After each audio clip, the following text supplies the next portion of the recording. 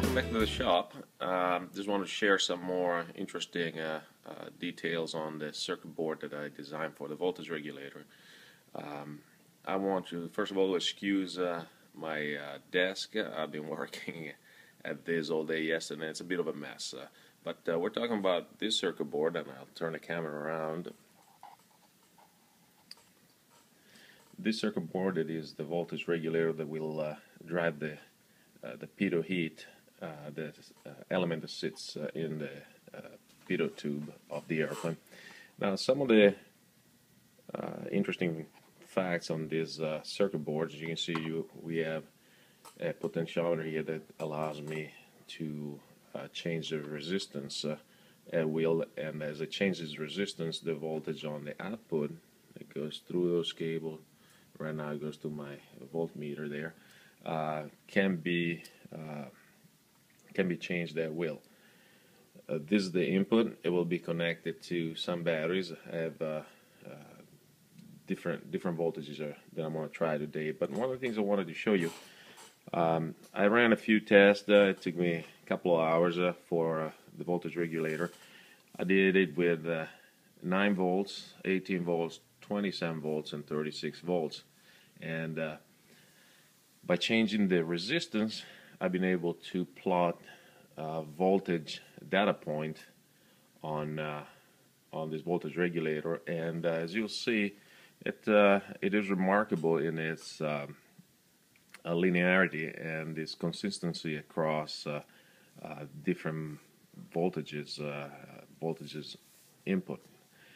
So just take one for example. Let's use this one. When I set the potentiometer at 250 ohms, I get 1.5 volts at the output with the 9-volt system. Same setting for the potentiometer, I still get 1.5 volts, even though I'm feeding 18 volts in.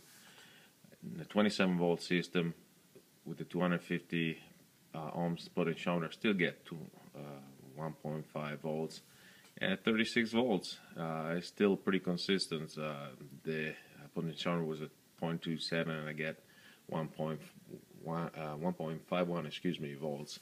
And this is kind of all across the board. If you pick another data point, see with a 4.62 on potentiometer, I get 6 volts regardless of the voltage input that I utilize. So this is pretty interesting because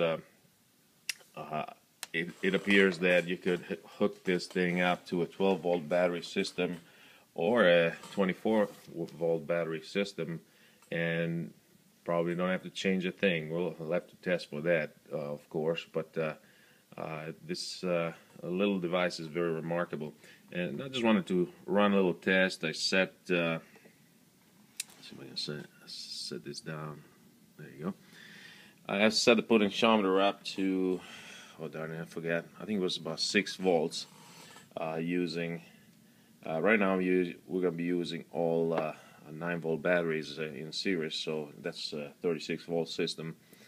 One thing you will notice, the red light is no longer there. I was making a prototype circuit board, and I burnt up the other one, so I had to take this one out of this board and use it in my other board, which I will show you in the next video. So the red light is not there anymore, at least for now, until I go buy another one.